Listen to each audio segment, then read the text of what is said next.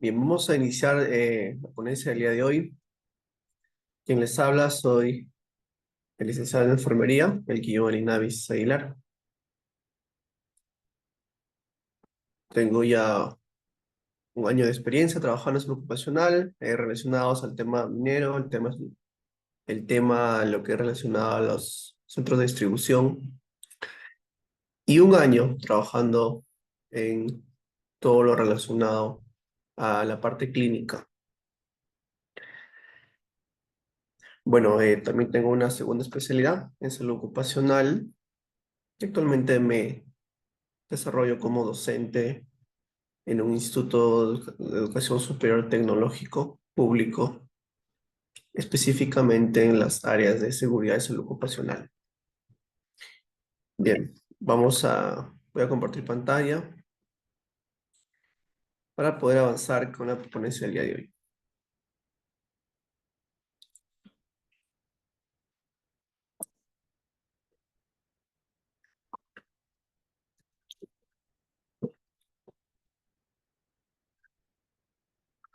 Bien, antes de poder iniciar, voy a compartirles un caso y ustedes me van a ayudar a desarrollarlo. De esto vamos a partir todo lo que se relaciona a la clase del día de hoy. En caso se escuche entrecortado, me escriben para poder compartirles, bueno, para poder reiniciar mi dispositivo y poder mejorar la señal. Muy bien, vamos a ver este caso.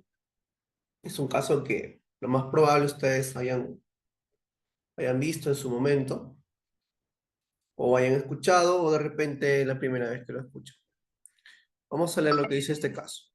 Una trabajadora de servicios generales, es decir, una persona que desarrolla principalmente eh, servicios de mantenimiento, como puede ser limpieza, puede ser ordenamiento de cosas, traslado, arreglo y todo lo relacionado a los servicios que se necesitan básicamente en una empresa.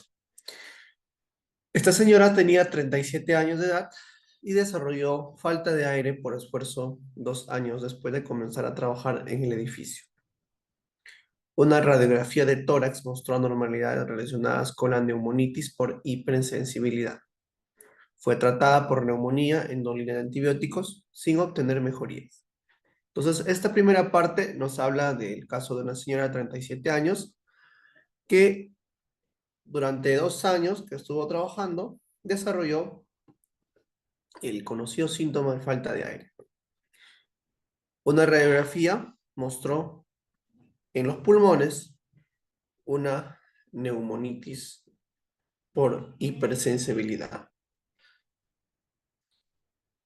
Muy bien, en sí, en realidad este es un grupo de enfermedades, ¿no? Pero que abarca principalmente como las alergias, ¿no? Las alergias, una de ellas, los síntomas siempre son alergias al entorno, principalmente pues ocasionada por agentes químicos, ¿no? O físicos, principalmente químicos.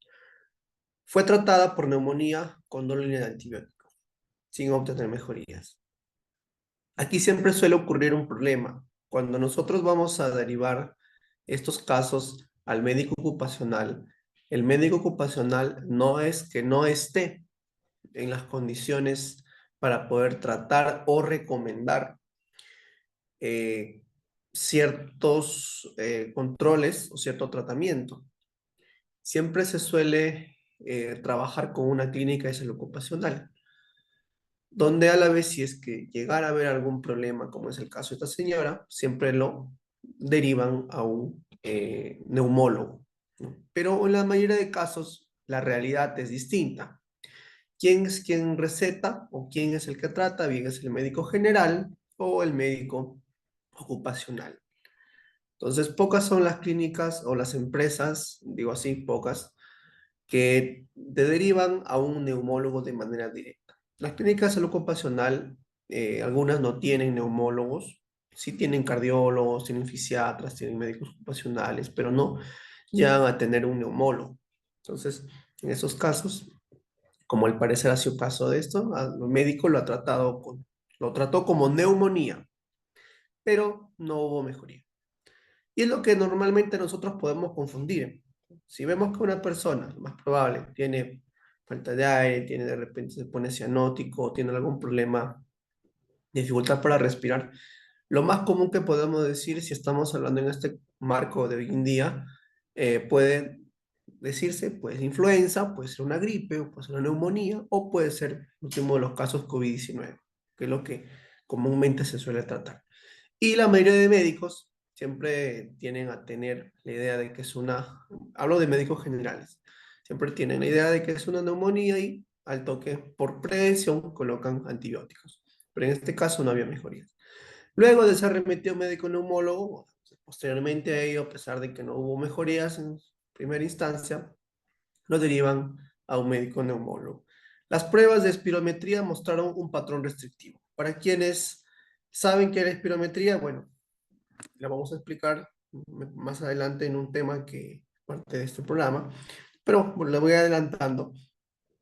La espirometría es un estudio que se trata de la persona llega a exhalar, primero inhala y después exhala lo más fuerte, rápido posible, para ver o para controlar lo que es evaluar la frecuencia y la capacidad de los pulmones para poder mantener aire, o en este caso para poder detectar enfermedades como las enfermedades pulmonares obstructivas, ¿no? Que son crónicas. Entonces, bueno, como continuamos, las pruebas de espirometría muestran un patrón restrictivo. Es decir, que no hay una expansión total de los pulmones. Los síntomas mejoraron mediante el tratamiento de prednisona. ¿Ya? Luego de terminar la prednisona, la trabajadora experimentó un regreso de los síntomas y una pérdida de peso de alrededor de 10 kilogramos. Los síntomas de la trabajadora mejoraron durante un periodo de un mes mientras estuvo alejada del trabajo. Luego de regresar al trabajo, experimentó falta de aire, síntomas parecidos a los de un resfriado y fatiga. Estos síntomas mejoraban durante los fines de semana, pero empeoraron progresivamente en el curso de 2 semanas. Las pruebas de función pulmonar empeoraron. La trabajadora fue remitida a una clínica de medicina ocupacional donde le diagnosticaron bueno, hasta donde entiendo nosotros, hipertensión pulmonar. Sus síntomas mejoraron nuevamente con el tratamiento de prednisona y ya no trabaja más en el edificio. La prednisona mayormente siempre se utiliza para los temas de inflamación, porque es un esteroide, corticoesteroide, perdón. Muy bien, entonces lo tratan con prednisona, los síntomas mejoran. Esta persona, a pesar de eso, llegó a bajar de peso, de 10 kilos. Y acá viene lo importante. Esta trabajadora, luego de que se fue un mes, o sea, estuvo alejada del edificio donde trabajaba, del lugar, mostró mejorías. Cuando regresa, nuevamente regresan los síntomas, parecidos a un resfriado, fatiga. Y los síntomas desaparecían o mejoraban, ¿no?, los fines de semana, pero empeoran progresivamente en el curso de 2 semanas. Ahora, hasta acá, nosotros podemos detectar, como enfermeras ocupacionales, nosotros cuando vemos estos casos, es más claro, ¿verdad? Es más entendible, creo yo, de que el problema aquí ya es evaluar qué es lo que está pasando en el edificio, cómo está ese medio ambiente, qué es lo que tiene, qué es lo que contiene. Ella trabaja en servicios generales y como les indicaba, la mayoría de personas que trabajan en servicios generales son personas que trabajan en limpieza. Entonces, ustedes saben que un personal de limpieza siempre está en contacto con la humedad, está en contacto con agentes químicos, está en contacto con lo que es el polvo y otros agentes que rodean a estas personas. Dentro de ellos, pues los biológicos también. Entonces, porque ellos recogen los desechos que las personas que trabajan en el lugar lo desperdician, ¿verdad? Entonces, ellos siempre tienen que tener ese riesgo bien grande, ¿no? Para poder continuar su trabajo. Entonces, esta persona al parecer se ha enfermado y se ha enfermado ya en el trabajo. No podemos a una persona que enferma durante el trabajo, no la podemos despedir. Si la empresa es una empresa grande y tiene diferentes sedes, diferentes áreas, siempre el trabajador se tiene que trasladar a otra área. Para ello pasa un examen médico ocupacional, tal como pasó aquí. Entonces, bueno, el caso termina ahí, ¿no? Dice la señora no trabaja más en el edificio, ¿no? Si vemos el caso acá, lo más probable es que la persona, la señora, lo han trasladado a otro lugar o a otro puesto de trabajo, porque es lo que siempre debe de hacerse.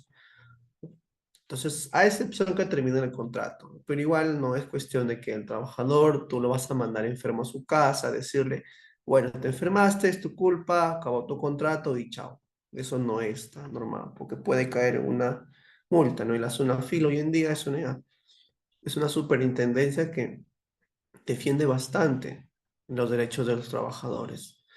Entonces, aquí nosotros vemos este caso y podemos entender o deducir de que el problema estaba en el edificio.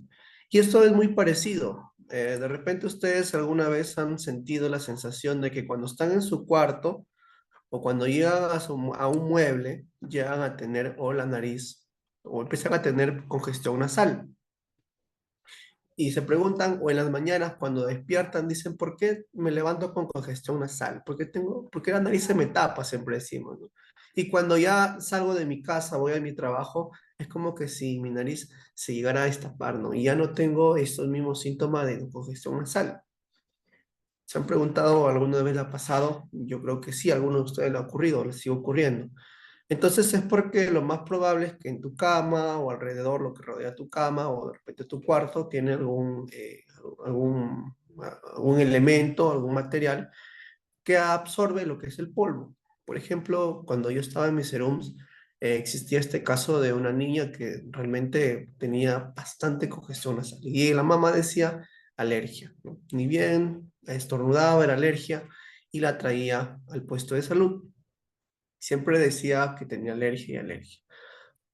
Cuando un día yo, bueno, también junto con el médico, él también había hecho un diplomado en salud ocupacional, yo le digo, doctor, lo más probable es que esta persona, eh,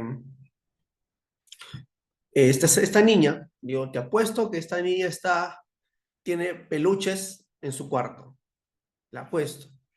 Y nos fuimos a hacer una visita domiciliaria y era así. La niña tenía peluches de todo tipo, encima del ropero, en la cómoda, en la cama. Tenía un tipo de almohada que no era una almohada con plumas o una almohada de esponja, era una almohada de peluche. Entonces, ahí estaba el problema. Entonces, siempre la recomendación fue que esos materiales se puedan retirarse, ¿no? Porque siempre suelen hasta absorber polvo, ¿no? Igual que los muebles, ¿no? Entonces, por eso es que hoy en día siempre estamos con las recomendaciones de que si van a comprar muebles, que puede costar un poco más caro, siempre son los muebles de cuero, ¿no? Cuerina, porque ellos no absorben mucho polvo, ¿no? A excepción de un mueble que puede ser de esponja y encima si no le pones protector, siempre es un problema para todo, ¿no? Entonces, para los que se sientan ahí, ¿no? Especialmente los niños. Y más aún si es que tienes gatos, perros que también suelen compartir contigo el mueble o la cama, siempre tienden a traer esos agentes que ocasionan las alergias, ¿no?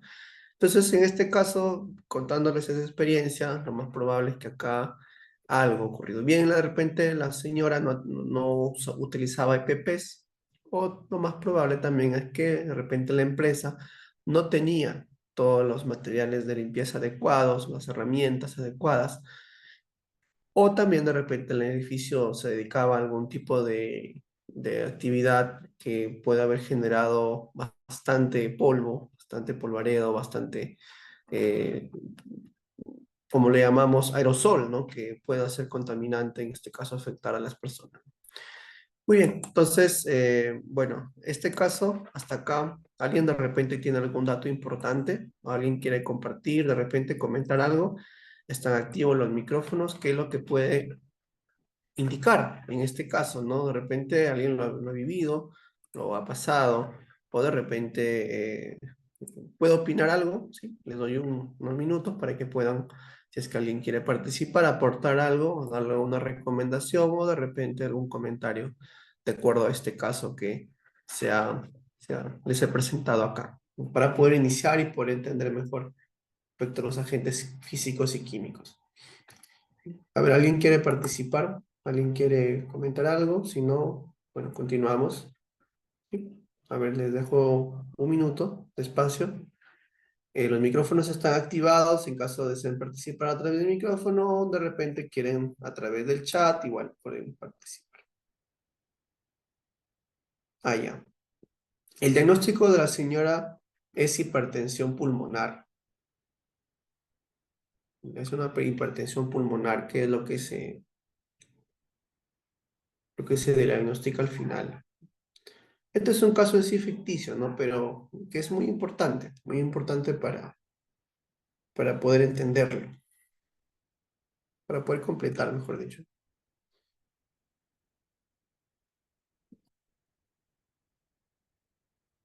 ¿Qué es lo que dice?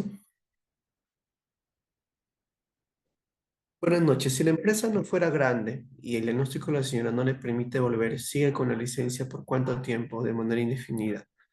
Bueno, en la mayoría de casos todo va a depender. Bueno, en realidad, cuando ya ocurren esos casos, puede ser por una enfermedad degenerativa o una enfermedad crónica que te impide poder desarrollar tus actividades. En primer lugar, tenemos que ver el tiempo del contrato. Si esta persona tiene un año de contrato, o ya, hablemos del caso de esta señora que tiene 2 años, y probablemente la trabajadora ya es una trabajadora estable, porque en el sector privado hoy en día también existe, ya, ¿no? Existe lo que es como empresas privadas también llegan a tener ya, ¿no? Los trabajadores estables. Es decir, trabajadores que ya no firman contratos, sino se mantienen indefinidos. Muy similar al caso en el Estado, pues tenemos los casos indefinidos. Entonces, si es una trabajadora de 2 años, lo más probable, si es el caso, ya es una trabajadora estable. Entonces, esta trabajadora se puede ir de licencia dependiendo de la evaluación del médico ocupacional. Por ejemplo, vemos aquí el caso. En este caso dice que se fue un mes.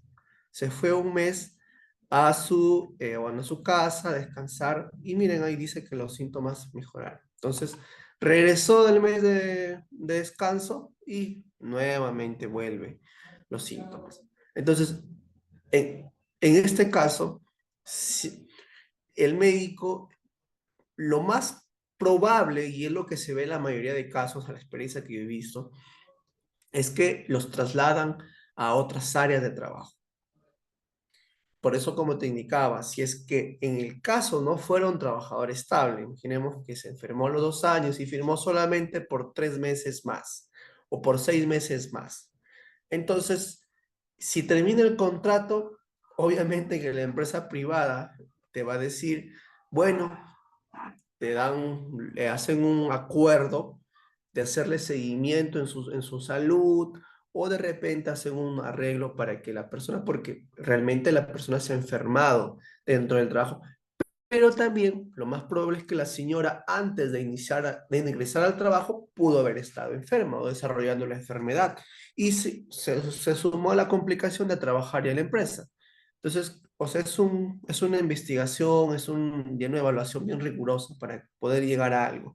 Entonces, eh, lo más probable es que esta persona, como te comento, María, los retiren a otra área. O en algunos casos, si termina el contrato, no es cuestión, como les decía hace un momento, que, ok, te enfermaste acá, acabó tu contrato y chao, se acabó, te doy tu examen médico ocupacional de salida y te retiras.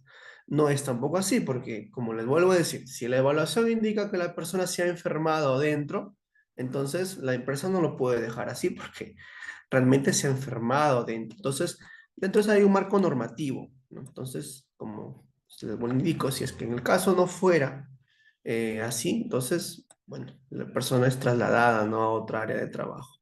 Lo mismo ocurre en el Estado, por ejemplo, enfermeras que trabajan en emergencias ya por la edad o porque tienen algún problema visual, por la edad misma, entonces son trasladadas a áreas donde no tienen mucho esfuerzo físico.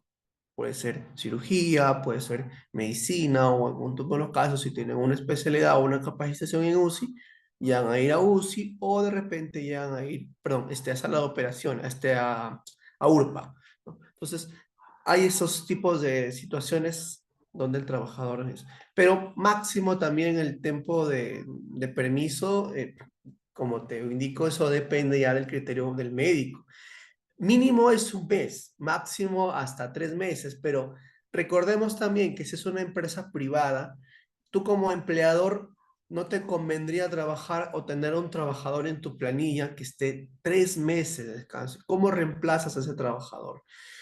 Es cierto, no puede haber sido tu culpa o no, pero genera una pérdida económica. Es un recurso humano importante. Entonces, mientras pagas 2 sueldos, ¿no?, más el seguimiento de esta persona, entonces es como que te pone a veces como empleador, te pone entre la espada y la pared, ¿no? A ver qué hago. Entonces, siempre es un mes y no lo más probable y lo más fácil y lo más común que te digo es que los trasladan a otras áreas. Entonces, según este caso, es que los trasladan a otras áreas, ¿no? Si no fuera grande, bueno, ya depende del médico y también depende del acuerdo. Les comento esto, una experiencia cuando trabajaba acá en una empresa en Chao, llegó a ocurrir, una señora sufrió lo que es una fractura, ¿no?, lo que era de cadera.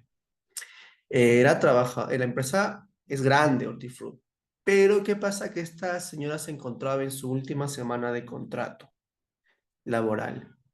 ¿Saben? La última semana, ya acababa su contrato laboral, acababa la cosecha también de arándano. Se retira, se accidenta y terminaba su contrato un viernes y se encontraba en el día lunes. Sufrió el accidente, fue trasladada a la clínica y la señora estuvo hospitalizada un mes en una clínica privada en Trujillo.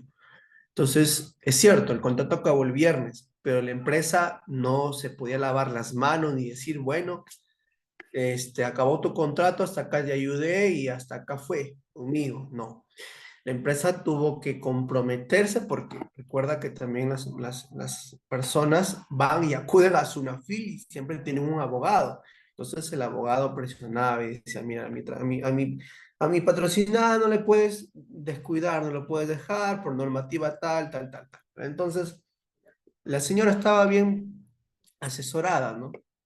Y hasta el último tratamiento que tuvo, llegaron a un acuerdo con la empresa y la empresa cubrió ciertos, ciertos gastos, ¿no? Por eso les indicaba que es un acuerdo ya de lo que se va a hacer. Entonces hasta ahí la trabajadora se retiró al mes y medio más o menos recuperada ya. Bueno, yo le hacía seguimiento constante a pesar de ya no ser trabajadora, pero se le hacía seguimiento. Y esta persona, hasta donde yo pude conversar con ella, es que la empresa había hecho el acuerdo de que no vaya a las instancias legales, que no denuncie a Sunafil para no extender el problema, que ellos van a ver todo el marco del cuidado, de leyes, van a protegerla, van a sus hijos, a su familia. Entonces, todo ello es parte. ¿Y por qué te digo esto, María? Disculpen para todos que me estoy extendiendo. ¿Y por qué ocurre esto? Porque esta empresa, siendo grande, no quiso que vaya a Sunafil. Porque miren, si esa señora sufrió un accidente, ¿por qué motivo? ¿Por qué se fracturó la cadera? Porque como estaban instalando como lo llaman hoy en día, el regado tecnificado, que son como unas guías, unas vías de plástico. El personal de la noche que lo estaba instalando no se había percatado que había dejado una llave levantada, descubierta sin haber sido rodeada o con un aviso de que ahí había algo como un tipo tubo que estaba levantado y no era visible a simple vista.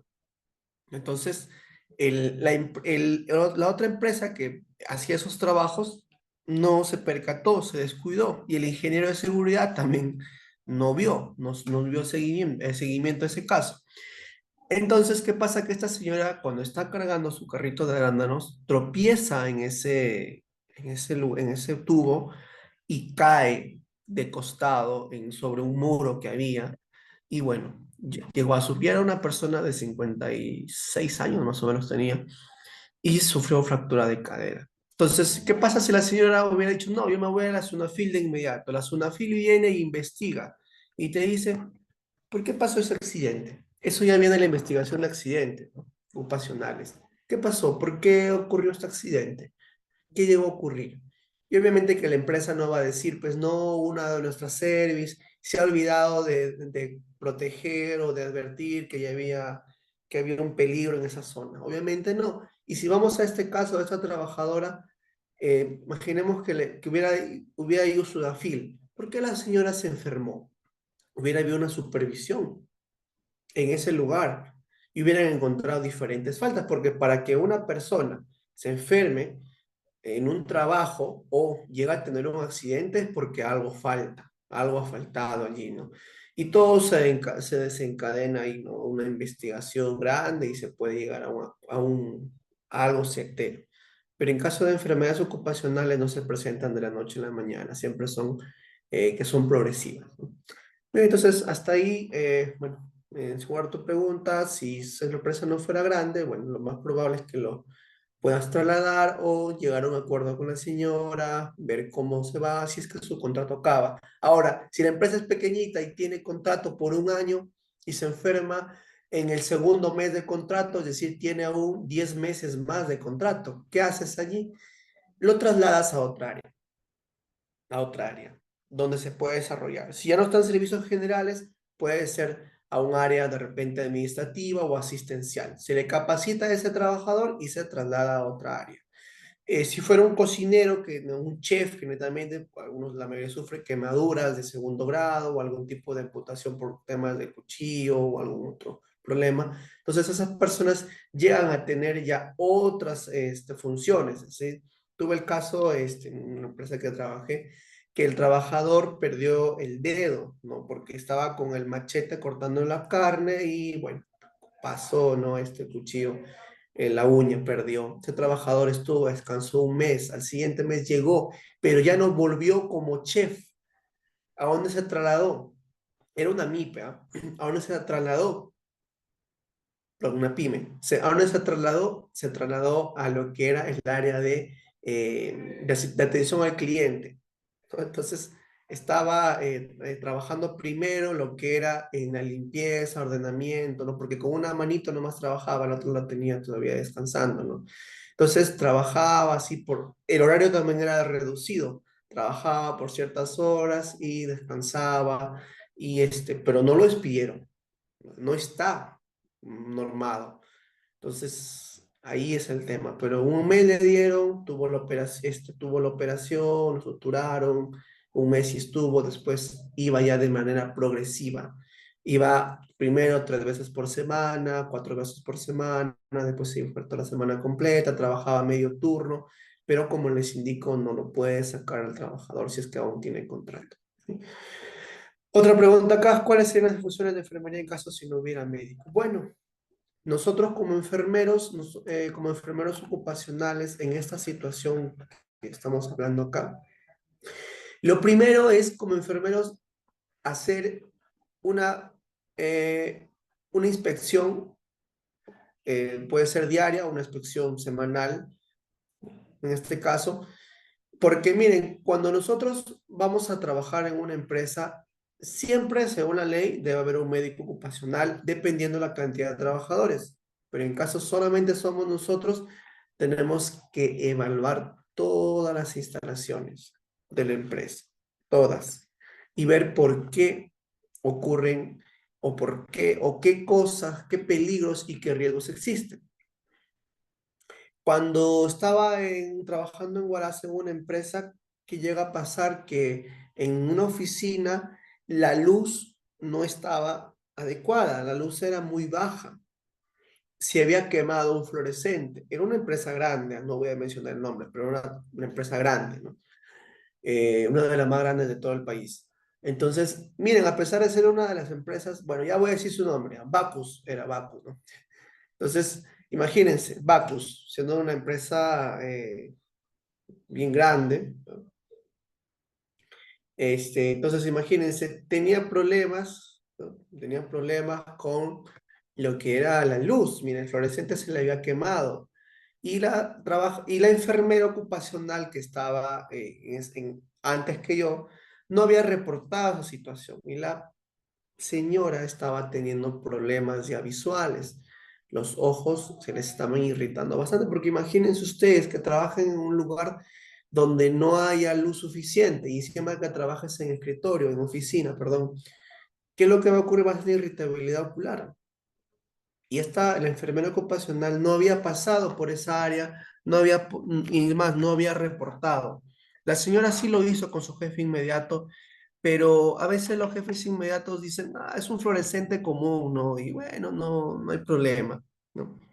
Entonces, yo sí tuve, según las recomendaciones y sobre todo la experiencia previa que ya tenía, hacer mis inspecciones de puesto. Entonces, yo me fui, sí hice mi informe y dije, puse en primer lugar los riesgos, el peligro y el riesgo que puede ocasionar es la ausencia de luz. Hice mi informe, lo presenté en lo que era área de administración, ingresó el documento y lograron en servicios generales poder cambiar ese fluorescente.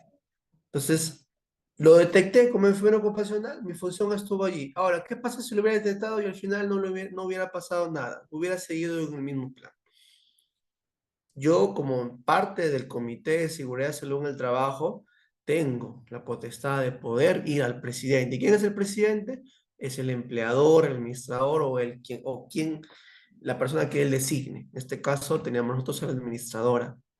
Si no hace caso, no le va a convenir tampoco, ¿no? Porque el trabajador puede, digamos, complicarse y ir a Sunafil y lo que le cae, ¿no? Y yo siempre comento esto, cuando Sunafil siempre llega a inspeccionar, la mayoría de veces te revisa toda la documentación que tú tienes. Entonces, supongamos en el caso que les comento, yo como enfermero ocupacional nunca hubiera reportado, la señora hubiera tenido una pérdida irreversible de la vista. Sonafil no va a decir, ah, muy bien, perdiste la vista, es culpa del trabajador. No, ¿dónde están tus informes? ¿Informaste? ¿Dónde están tus inspecciones? ¿Has inspeccionado los puestos? ¿Has inspeccionado las áreas? ¿Dónde está que no había fluorescentes? Si la trabajadora dice que no había. Encima tiene fotos, videos donde indica, mira el fluorescente, la baja luz en cómo estaba trabajando. ¿Dónde está tu informe? Como enfermero ocupacional, como vigilante de la salud ocupacional, porque la enfermera es quien está vigilando. Muy aparte del ingeniero de seguridad, pero el ingeniero de seguridad mayormente ya trabaja en zonas más complejas, en áreas más complejas, ¿no? Pero ¿quién está? Por eso es importante la enfermería ocupacional, sea personal técnico o personal licenciado. Es importante porque así como estamos en el hospital aplicando el cuidado de enfermería a los pacientes, sea una clínica o un hospital o un centro de salud, en una clínica, en un centro de trabajo, nosotros como enfermeros también estamos, tenemos la capacidad, la formación de poder recorrer todas las áreas y poder recoger datos que pueden estar afectando a los trabajadores. Entonces yo hacía mis reportes semanales y también mis reportes diarios, mis inspecciones. Juntaba yo en mis carpetas toda la información que yo recolectaba. Entonces, eso me servía y la empresa, bueno, mejoró. Al igual que las capacitaciones que se programan por lo menos 2, 3 veces al año, una vez al año, de la misma forma son las inspecciones. Hay empresas que están en formación y que realmente a veces desconocen y dicen, bueno, no sabemos qué son inspecciones de puestos rutinarias, ni semanales, ni mensuales. Pero siempre, bueno, entonces, esto que les comento como enfermeros ocupacionales, nuestra función, si fuera el caso que vemos aquí, es recoger datos. ¿Por qué la señora se enfermó? ¿Qué es lo que pasó? Evaluar el área. Tenemos la capacidad, como les decía, tenemos la formación científica para poder aplicar, cuestionarnos, analizar, investigar el por qué esa persona se enfermó y informar si el lugar de trabajo no tiene un comité de seguridad y salud en el trabajo, entonces no se compliquen. Siempre hay un jefe inmediato. Puede ser el administrador, puede ser el gerente, el subgerente o el jefe de área. Nosotros siempre tenemos que cumplir con informar con un documento. Jamás vayamos y digamos, disculpen, pero está sucio el área, está desordenado, y miren, eso lo va a enfermar al trabajo. No, siempre es con un documento, porque ese documento frente a una inspección o una investigación o una muerte o enfermedad de esa persona que se encuentra involucrada, te vas a librar porque tú dices, yo le informé al jefe inmediato, acá está mi informe, aquí está. Yo lo digo por experiencia, ¿no? En tema de documentación, en mi caso, yo sí soy en la mayoría de situaciones de trabajos que tenía, no en todos, pero en la mayoría, un documento siempre te salva la vida, siempre. Entonces, nuestra función como enfermeros acá es recolectar los datos y bueno, si es que podemos, ¿no? Y si es que, no es que no podamos, si es que queramos, lo hacemos también capacitaciones a veces del lugar, ¿no? Por eso siempre es bueno aprender a identificar riesgos y peligros. Y dentro de ellos es también poder aplicar estrategias de mejora, estrategias que puedan mejorar lo que era lo que es el ambiente, ¿no? Que se encuentra, puede estar mal, deteriorado por algún agente. Muy bien, Carmen, ¿quieres participar? Está con el micrófono encendido. Bueno, se le apagó con el micrófono. Muy bien, entonces ahora sí vamos a entrar del lleno ya. Comenzamos ya, compartir un poco la experiencia, las situaciones en las que ya han ocurrido.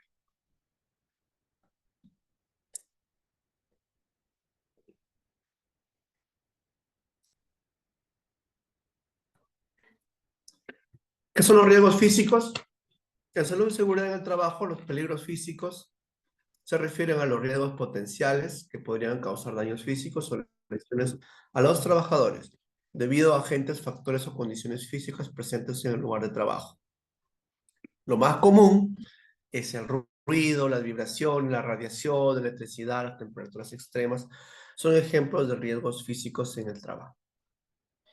Vamos abriendo el tema del ruido. Sí, vamos primero a ver la diapositiva, después voy a compartir pantalla de un documento que lo encontré de Argentina y que es muy bonito, se lo voy a compartir posteriormente. Lo voy a indicar que el grupo de WhatsApp les compartan esta información, es muy, ¿cómo se llama? Muy detallado. Permíteme.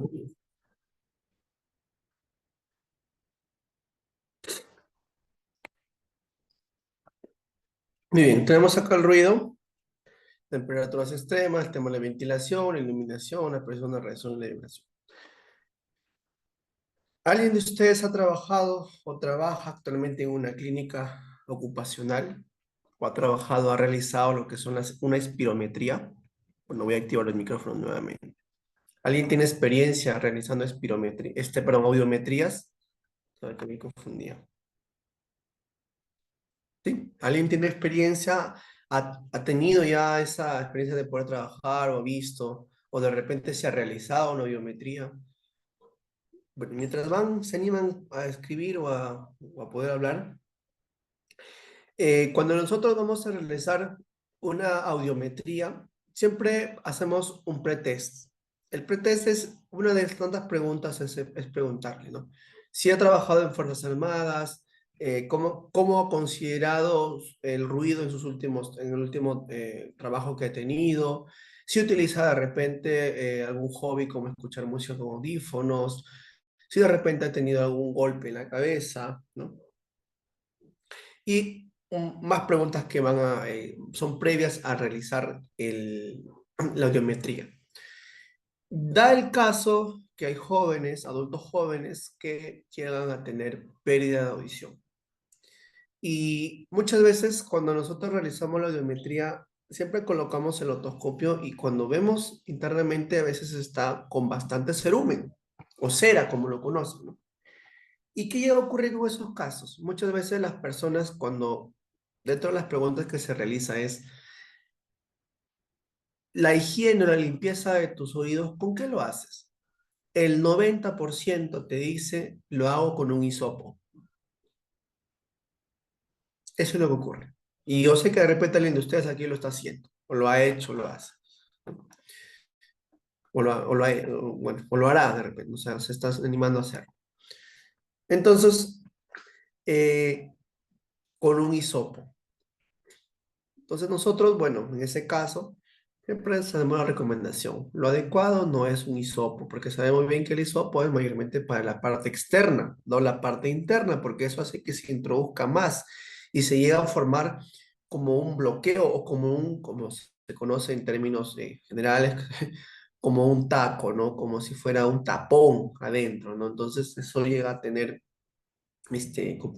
problemas y muchas veces en la audiometría los trabajadores salen alterados sus resultados. Y no es porque estén perdiendo la audición, sino porque tienen el cerumen. Entonces yo les comento esto porque es lo que ustedes probablemente vean más adelante o lo están viendo, ¿no?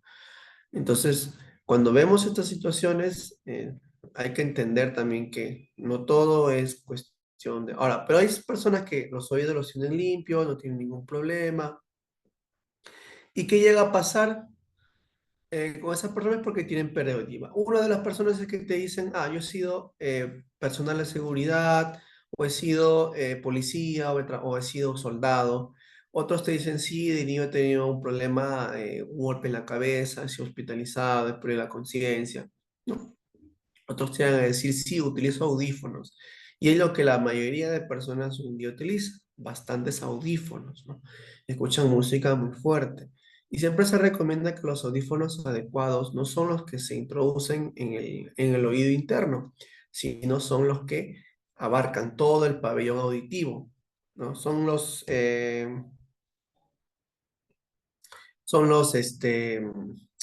¿cómo se llama esto? Los audífonos que, grandes, ¿no? Que abarcan todo tu oído.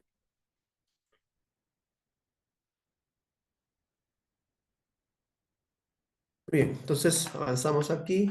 Vemos también el tema de temperaturas extremas. No solamente hablamos de calor, sino también de frío. Ustedes que de repente se encuentran ahorita en Chimbote o en Trujillo o en una zona donde está a, a 10 hasta 50 metros sobre el nivel del mar. Imagínate que te vayas a Huaraz, que están allá, me parece, por los 3050 o 3100 sobre el nivel del mar. El cambio brusco que subes de nivel del mar, que son 50 metritos sobre el nivel del mar, imagínate que subas 3000 metros de altura. Te va a ocasionar en muchas veces, puede un golpe de calor, perdón, un golpe de frío, te puede generar una hipotermia. Y encima si sigues subiendo y vas subiendo, si vas a una minera y llegas a una zona de 4000 metros sobre el nivel del mar, es un cambio brusco, te puede generar un problema. El tema de ventilación, comúnmente hablamos de las personas que trabajan en panaderías, personas que trabajan en pintura de carros o en pintado de casas o de máquinas, de vehículos, de lo que es de soldadura, ¿no?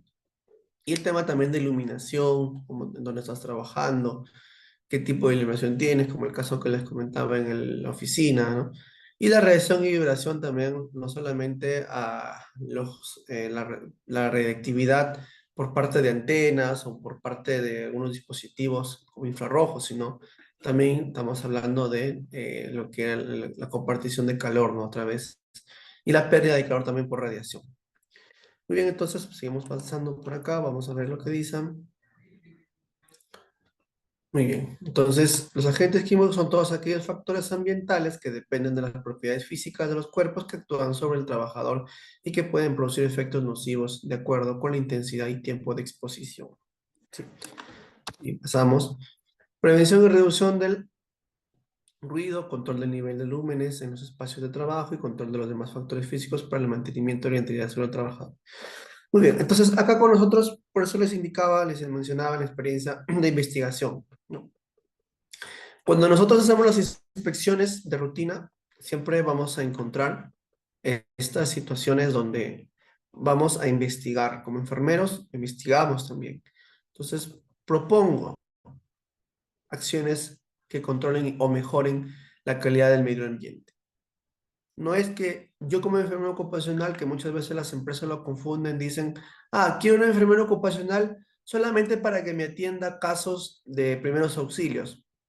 Sí, lo podemos hacer, no hay ningún problema, lo podemos hacer, claro que sí, pero no es tu función, una de tus funciones principales. Perdón, no es tu única función, tienes más funciones.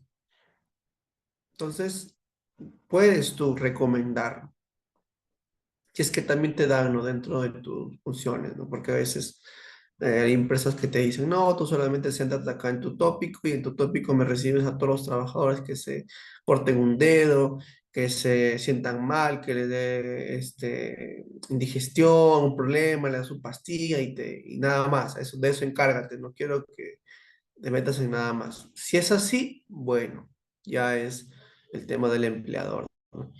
Planteamientos de propuestas de programas de conservación auditiva, promoción del confort laboral y bienestar del trabajador. Igual aquí, si nosotros cuando yo hacía mis inspecciones, las inspecciones no solamente son a los ambientes físicos, sino también son a los trabajadores. Yo siempre encontraba trabajadores que trabajaban en lo que era bastante ruido y no se colocaban los protectores auditivos. Entonces, yo sí les llamaba la atención. Les decía, "Ah, disculpe, pero colóquese los protectores auditivos". Y que te decían, no, por comodidad, que molesta, que me duelen los oídos, yo no puedo escuchar, que mis oídos están inflamados, que me duele. Entonces, ¿qué podemos hacer? Que se reemplace ese tipo de audífonos que protegían el oído interno, sino que eran ya los que protegían como tipo audífonos de locutor de radio. No sé si han visto los audífonos que utilizan. No tengo el nombre, cómo se llaman, ¿no? Esos audífonos, no recuerdo. Entonces, utilizaban, se reemplazaba con eso y llegaban a tener mejor comodidad.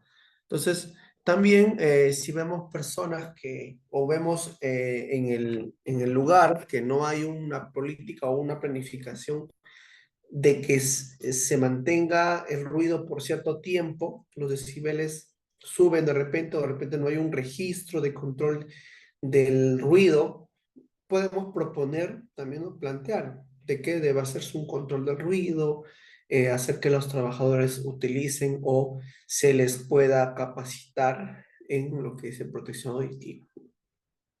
Y lo que hacemos comúnmente es realización de actividades educativas y planes de prevención y medidas de seguridad, no solamente en riesgos físicos, sino también en químicos, biológicos y psicosociales. Muy bien, pasamos a la siguiente.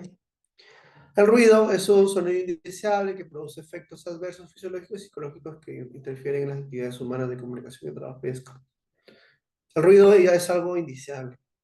El ruido ya es como si te fueras al centro de Lima, para los que han ido, ¿no? Al tráfico de Lima. Es un ruido demasiado fuerte. Vas a escuchar claxon, voces de personas, el de los cobradores, o sea, es un ruido bastante. ¿Y qué pasa cuando estás expuesto al ruido por bastante tiempo? Imagínate que te vas a un concierto, ¿no? Del grupo 5, Corazón Serrano, Caribeño, Único Tropical, qué sé yo, ¿no? Te vas a bailar al ruido. Y estás expuesto a ese ruido por 4 horas.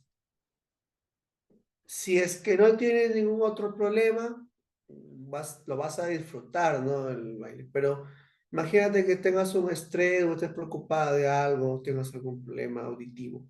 Te va a generar dolor de cabeza, irritabilidad. Y es más, ustedes han visto de repente cuando se encuentran bastante tiempo expuestos a un ruido brusco y de pronto se apaga la máquina o todo se queda en silencio. ¿Cómo te sientes? Sientes una relajación total, tranquilidad. ¿Y por qué? Porque nuestro cerebro ha estado activado, ha estado activo, presto, atento a ese ruido y de repente baja, ¿no? Entonces, sabemos bien que las personas que tienen estos problemas auditivos siempre van a interferir en esas actividades como la comunicación del trabajo y el descanso. Hay personas que con ruido no pueden dormir. La vecina está haciendo la fiesta, está con la música full, no puedes dormir. Te produce un efecto adverso. Amaneces irritable al otro día, gritando a todo el mundo, porque estuviste sin dormir por el ruido.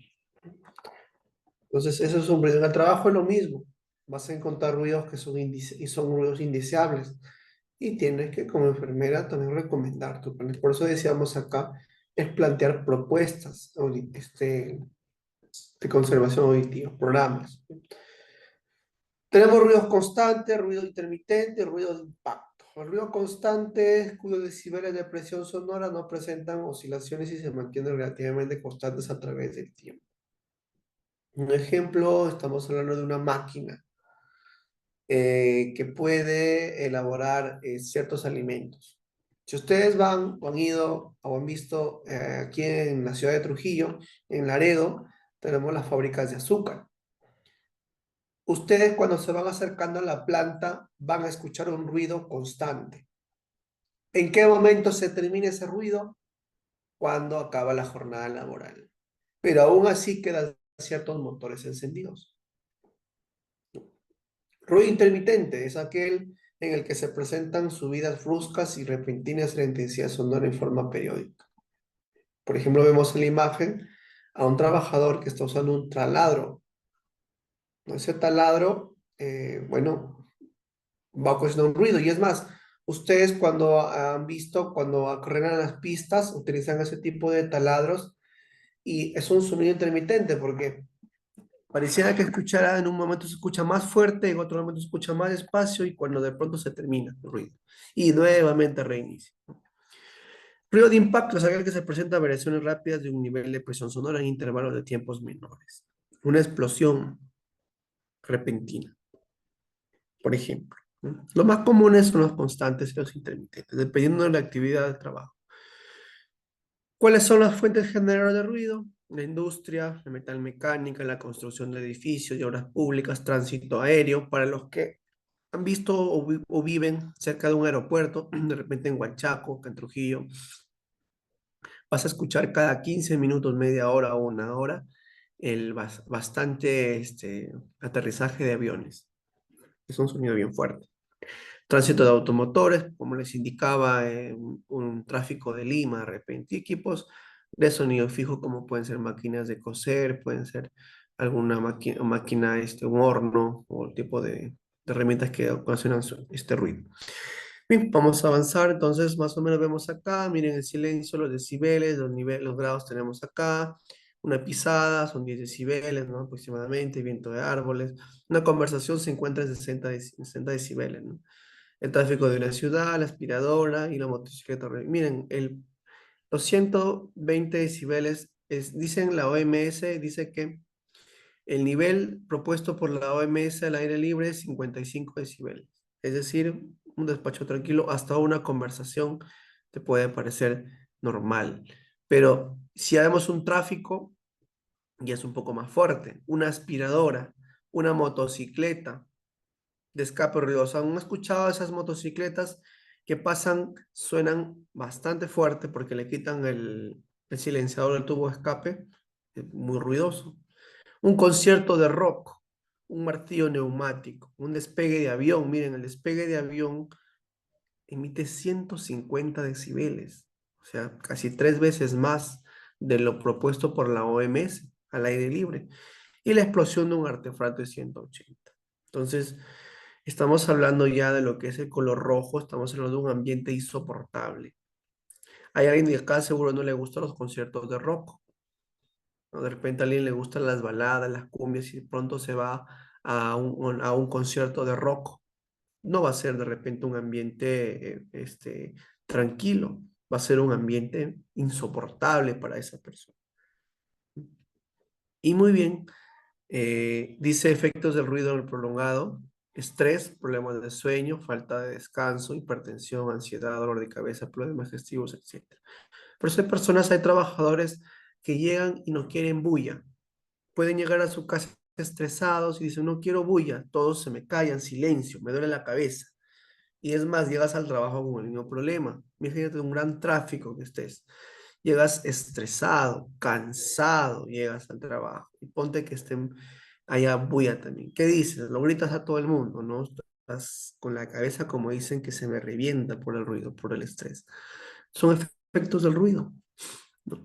Entonces, ¿Qué es lo que llegan a hacer? Algunas personas como yo, por ejemplo, cuando me expongo al ruido constante, coloco algodones o me coloco tapones auditivos, ¿no? Y me dicen, no, pero ¿cómo no me escuchas? Le digo, sí, pero estoy cerca del parlante.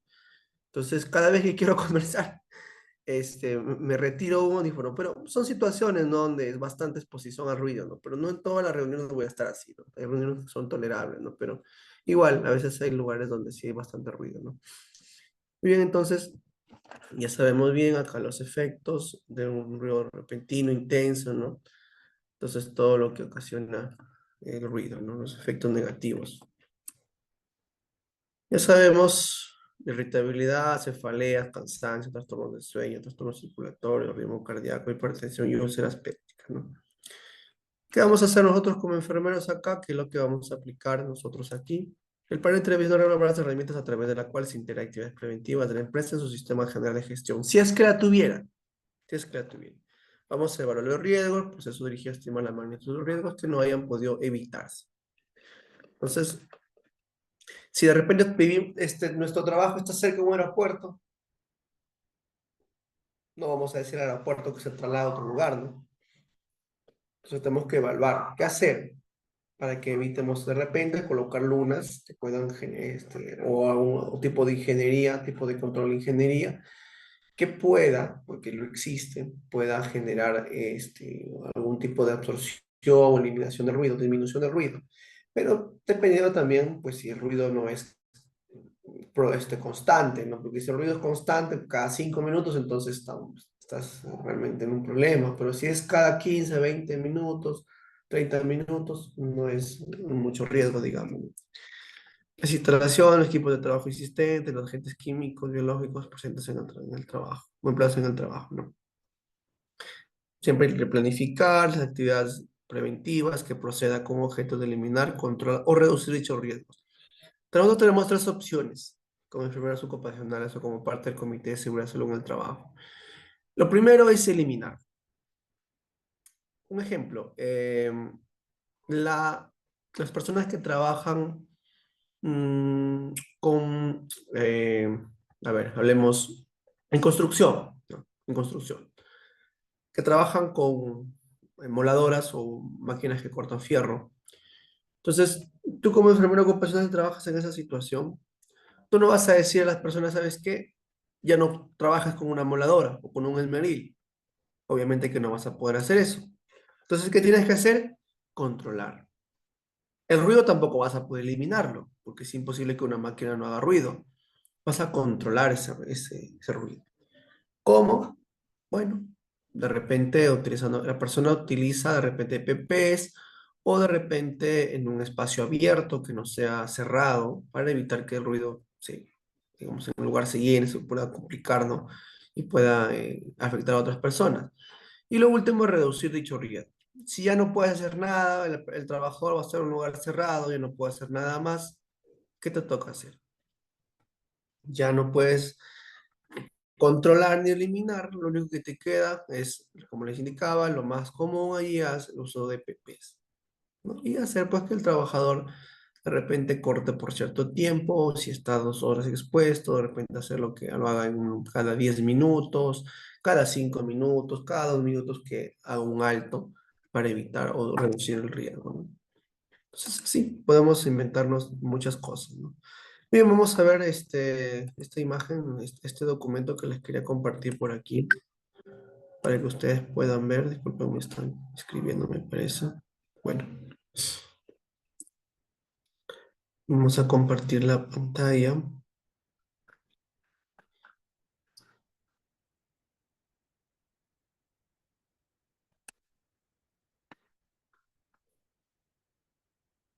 Aquí.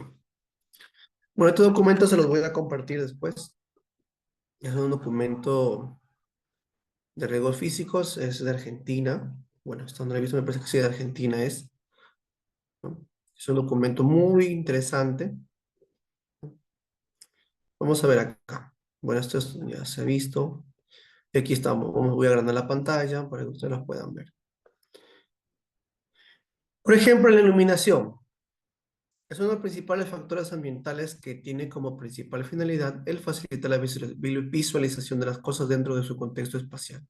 Acá siempre vemos a las personas que trabajan en oficina. Y no solamente ellas, también las personas que trabajan en una zona minera, los que se meten al socavón, también tienen que tener la luz adecuada. No es cuestión de que ingresan con una simple linterna y eso es todo.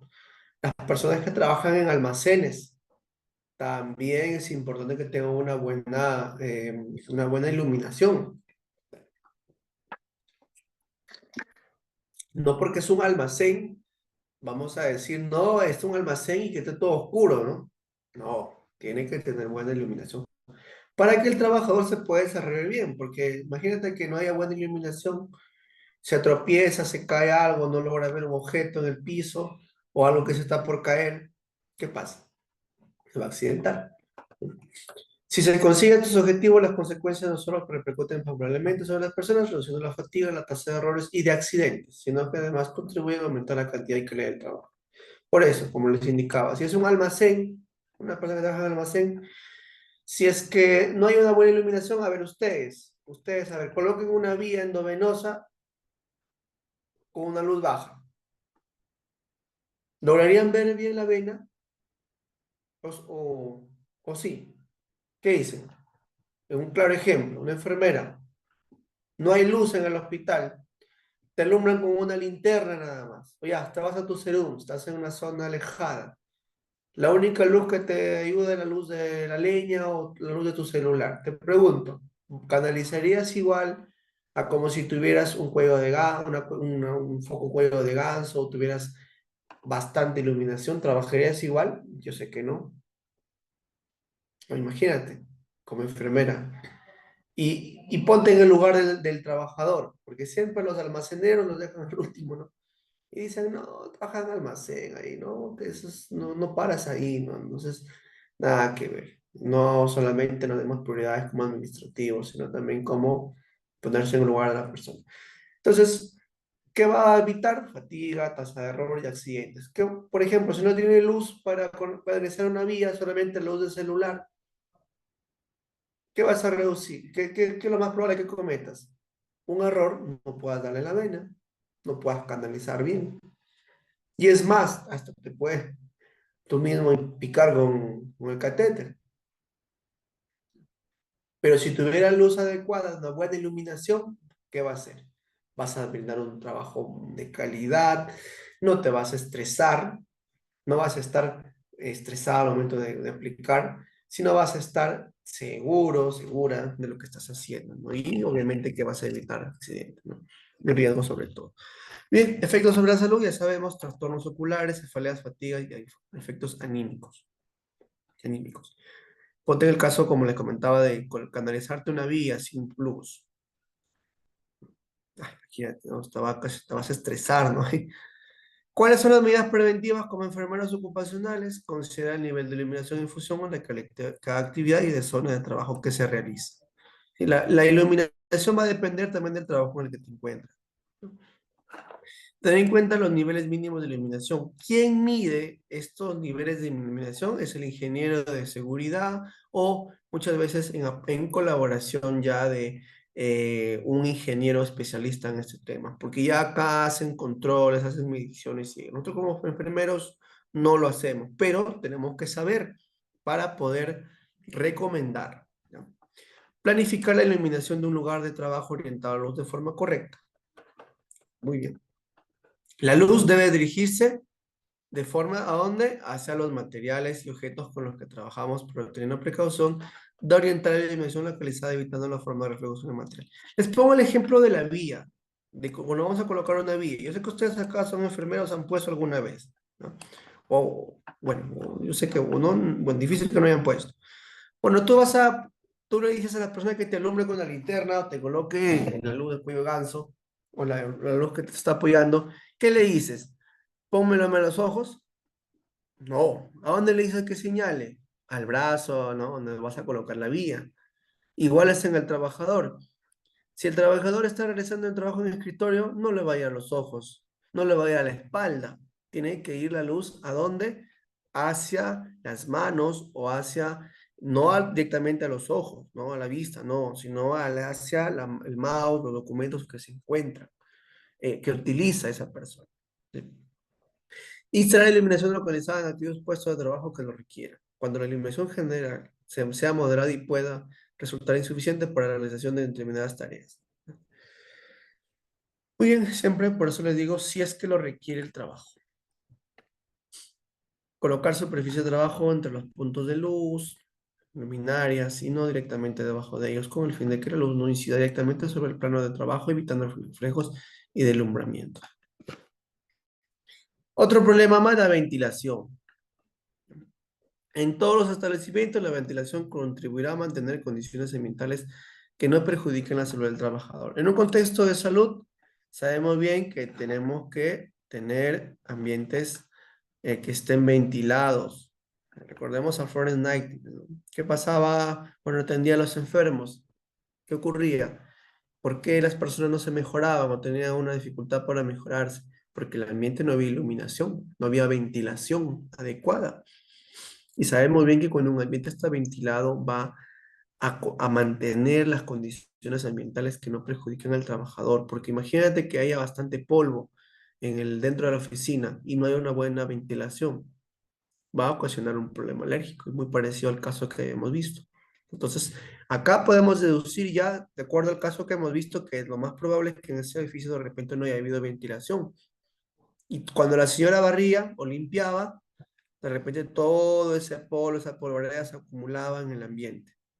Y complicando eso, la señora no usa EPP. Entonces estamos investigando, sacando un poco, ¿no? Entonces es importante que tener en cuenta que una ventilación deficiente contribuye a la contaminación ambiental del lugar de trabajo causada por la presencia de dióxido de carbono, orales, corporales, exceso de calor y humos o vapores en el caso de lugares que realizan tareas industrializadas, ¿no? Igual, si estamos hablando de un lugar cerrado donde no hay ventilación, las personas, nosotros eliminamos dióxido de carbono, los olores corporales también, el calor, como estuvimos en Trujillo en el meses de enero, febrero y marzo, los humos o los vapores en caso de lugares que estamos trabajando de repente cerca a una obra, imagínate, o a una fábrica, ¿no? Miren, ¿a cuánto requiere una persona de oxígeno? Sentada es de aproximadamente 0,15 litros por segundo. Persona de aire fresco, mientras que para remover los olores, el dióxido de carbono que se exhala se necesita 5 litros. Miren, ¿ah? La gran diferencia. Tú estando en un lugar sentado, ¿no? De aproximadamente necesitas tú 0,15 litros por segundo de aire fresco. Normal, no necesitas mucho, pero para remover esos malos olores, ese óxido de carbono que la persona exhala, ¿cuánto necesitas? 5 litros de aire fresco por segundo. ¿Mm? Imagínate, 5 veces más prácticamente. Ya sabemos irritaciones de los ojos, nariz y garganta, se queda en la membrana mucosa y la piel, eritema, enrojecimiento, fatiga mental, infecciones de vías respiratorias y la tos. Medidas preventivas, ya sabemos que vamos complicando acá, la ventilación puede ser natural o forzada, por ejemplo, mediante ventiladores, aunque preferente si es posible debería ser de manera natural. Por eso, si tú estás trabajando en un ambiente, en una oficina cerrada, abre tus ventanas, abre tu puerta, ¿no? Porque la ventilación, ya sabes ahora, ya aprendiste, que necesitas 5 litros de aire fresco para que pueda eliminarse el dióxido de carbono que las personas exhalan, ¿no? Entonces, ya estás viendo acá.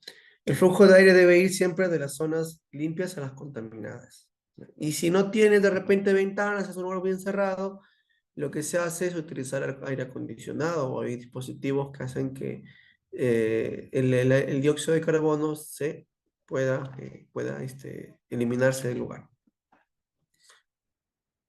Se deben evitar zonas de flujo muerto. Tampoco lo vas a mandar a un trabajador pues que trabaje en un rincón. Tampoco, no te pases, no hagas eso, que va a tener problemas respiratorios más adelante. La carga térmica. En los ambientes de trabajo, la humedad está estrechamente relacionada con otros factores de riesgo, entre los que se cabe destacar la asociación del calor y del frío como agentes susceptibles de provocar riesgos profesionales. La carga térmica ambiental es el calor intercambiado entre el hombre y el ambiente. Efectos sobre la salud, hipotermia o golpe de calor. Por eso les ponía el ejemplo. Tú que estás, ya, imagínate que estás en Chiclayo, en Tumbes, en Piura, que es bastante calor, que el calor, la temperatura mínima en verano es en enero, febrero, estamos hablando de los 30, 35 grados, 28 grados, ¿no? Y te sale un trabajito por Huaraz, Akia, ¿ya? Te vas a Huaraz, a 3050 metros sobre el nivel del mar. Imagínate ese cambio brusco que estás teniendo del calor al frío. Te va a ocasionar una hipotermia, un golpe de calor, problemas cardiovasculares. Imagínate. ¿Qué es lo que vas a hacer directamente? Si tú llegas o un compañero tuyo llega a trabajar y no tiene o tiene problemas para lo que es poder adaptarse al lugar, brindarle un ropa acorde a la tarea. Tener hábitos apropiados de comidas y bebidas, hidratarlo bien, tener regulación del periodo de exposición y adaptación fisiológica. Nosotros tenemos siempre una adaptación fisiológica. No es que porque llegues o bien machos hay que decir, no, yo sí aguanto, aguanto lo que es la altura. No, no, no, no, nunca te arriesgas. Eso es un problema que te puede ver expuesto. No es cuestión de decir, yo sí tolero el calor y no me pasa nada. Muy bien, entonces continuamos. Vamos a seguir revisando este documento bien bonito que tenemos por aquí. El ruido, ya hemos estado hablando, ¿no? Hemos estado comentando acerca del ruido. ¿Qué medidas preventivas? Adquirir equipos de trabajo que generen bajos niveles de ruido. Establecer un programa de mantenimiento preventivo de equipos con carácter periódico. Limitar tiempos de exposición. Ubicar equipos de fuentes ruidosas en lugares apartados si es posible, ¿no? Y sacar la exposición a ruidos superiores entre 85 y 90 decibeles durante varias horas por día causa daños irreversibles en nuestros oídos. Entonces, la pregunta que se pueden hacer, ¿cuánto por varios días, cuántos son los decibeles que van a afectar de manera irreversible a nuestros oídos si es que me expongo por varias horas por día? ¿Cuánto es los decibeles? 85 a 90 decibeles. Y las vibraciones. Las vibraciones son todos movimientos oscilantes de un cuerpo sólido respecto a un punto fijo. Estas vibraciones se transmiten al individuo a través de las zonas de contacto con el objeto vibrante. Por eso les decía a esas máquinas que taladran, ¿no? La pista o los que trabajan en minera, ¿no? ¿Cuál es el daño? Son percibidas por diversos órganos que la transmiten.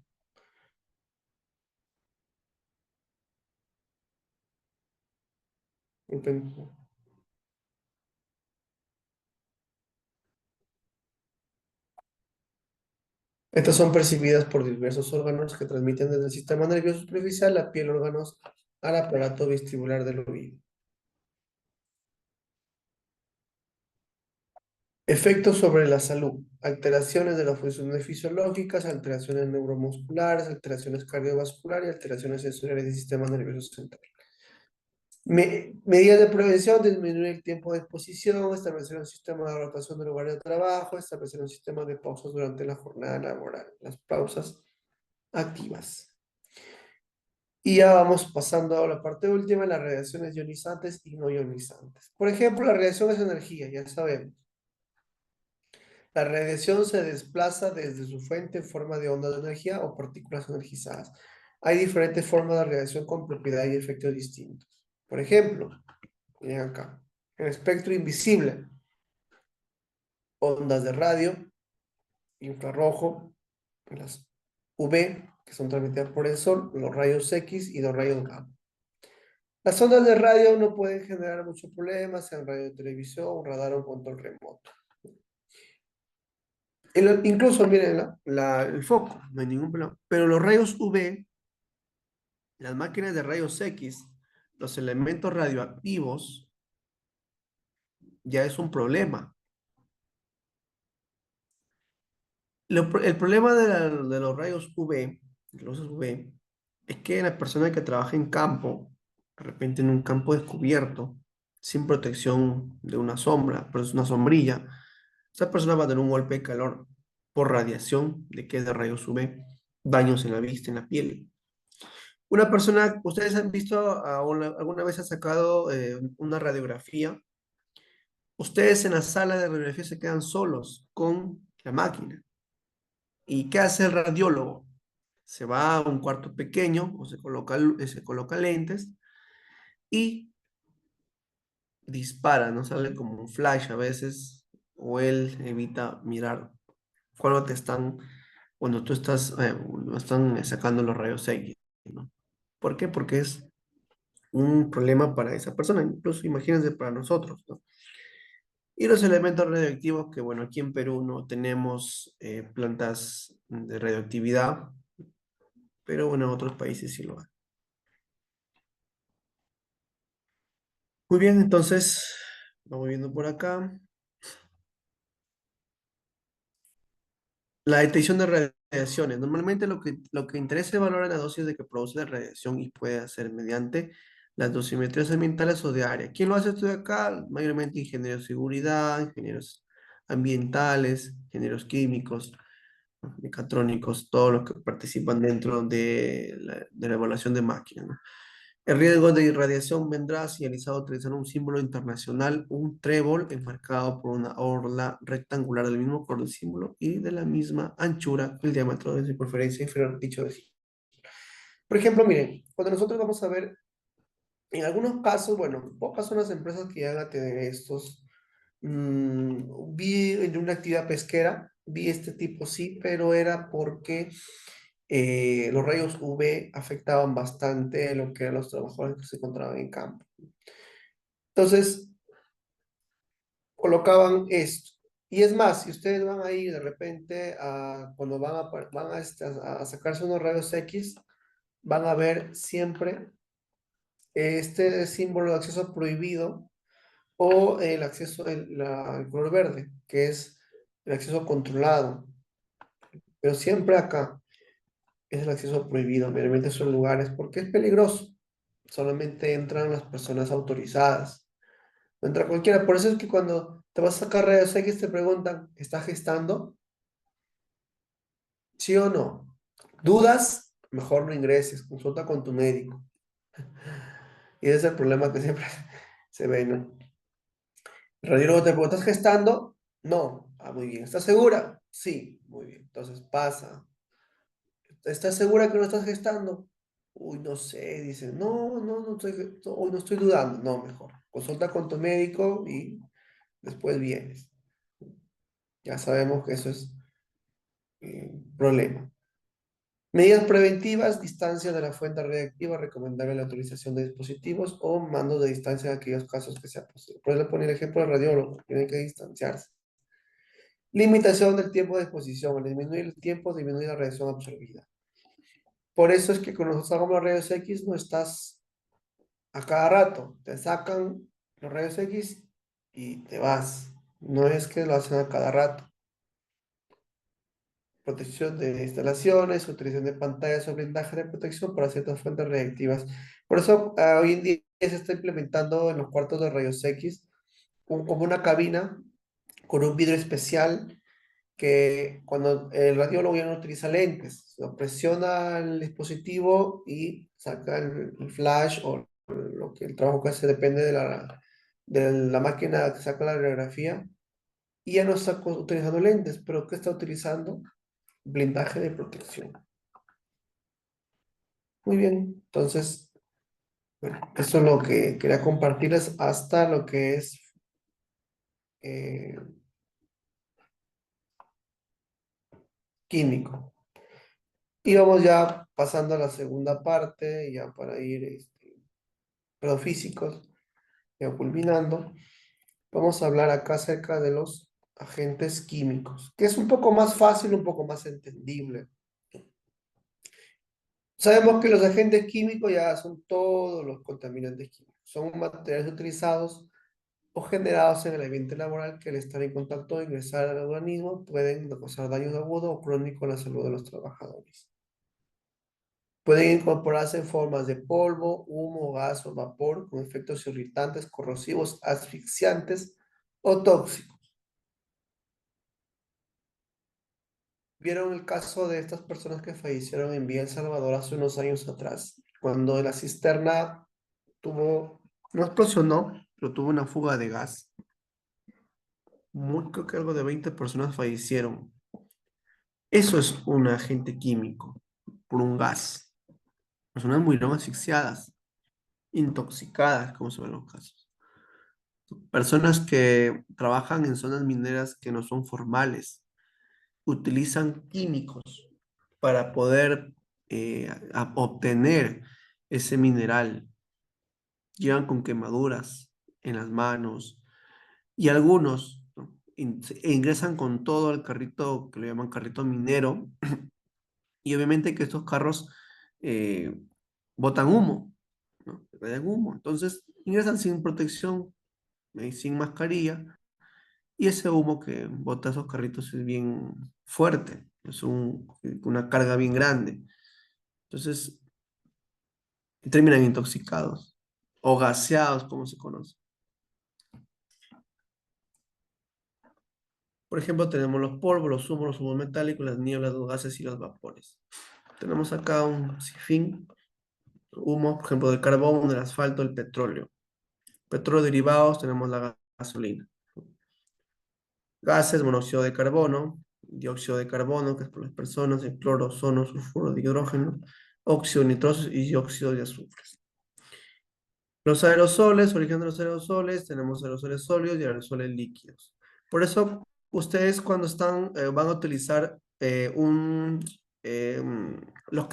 sapolio o Raid, ¿no? O Baigón verde, esos son aerosoles.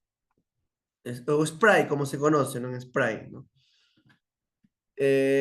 Siempre viene una alerta que dice son tóxicos. Entonces, esos son aerosoles. Pueden ser líquidos o pueden ser sólidos. Sólidos tenemos los polvos, tenemos los humos metálicos y líquidos las nieblas. Bien, vamos pasando por aquí. Acá. Clasificación según los efectos que ocasionan. Puede ser cancerígenos, alergénicos, asfixiantes y productores de dermatosis. Cancerígenos para las personas que no utilizan EPPs y que trabajan en zonas mineras que no son formales en la extracción del carbón mineral o carbón vegetal, que lo conocen algunos, pero mejor el carbón. Eh, Esas personas con el pasar de los años llegan a tener cáncer al pulmón o algún problema pulmonar. Nunca utilizaron EPPs y de repente pueden decir, nunca me pasó nada cuando era joven, pero cuando llega más adelante, estas personas pueden estar desarrollando crecimiento desordenado de células cancerígenas. Si tú también trabajas con exposición a ciertos químicos, y es más, químicos, químicos que se utilizan para la limpieza y desinfección de las zonas, de los ambientes también. Por eso, una de las funciones que también tenemos es revisar que esos componentes, perdón, em, esos materiales, esos líquidos, esa cera, ese ambientador, ese desinfectante que utilizan el personal de limpieza para que pueda organizar, limpiar las áreas, tiene que tener una alerta, una advertencia y sobre todo el personal de servicios generales tiene que utilizar EPPs. La mayoría de trabajadores de servicios generales siempre te van a decir, no quiero utilizar porque no me siento cómodo. Ese es el problema que siempre vas a encontrar.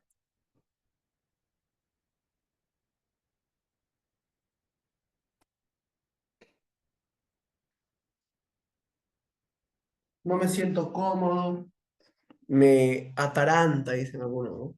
No puedo, ¿no? No, que voy me ahogo utilizando mascarilla, no puedo, ¿no? Me entorpece, dicen, no, no se puede. Entonces es un problema. Eso tenemos que capacitar a esas personas y decirles, no lo hacemos porque queremos que te entorpezca, sino porque te va a afectar más adelante. Los alérgicos no afectan a la totalidad de los individuos, ya que se repiten una predisposición fisiológica y su acción solo se presenta en individuos previamente sensibilizados. Recordemos el caso que les puse al inicio. Si hablamos de un caso alérgico, por eso su compañera preguntaba, ¿no? En realidad, si Fuera el caso, esta persona, esta señora, por eso les indicaba que tiene que hacer una evaluación. De repente la persona ya ha venido ya con una predisposición fisiológica y se expuso al polvo, a ciertos químicos y se completó, como se dice, con esas y se desarrolló la enfermedad.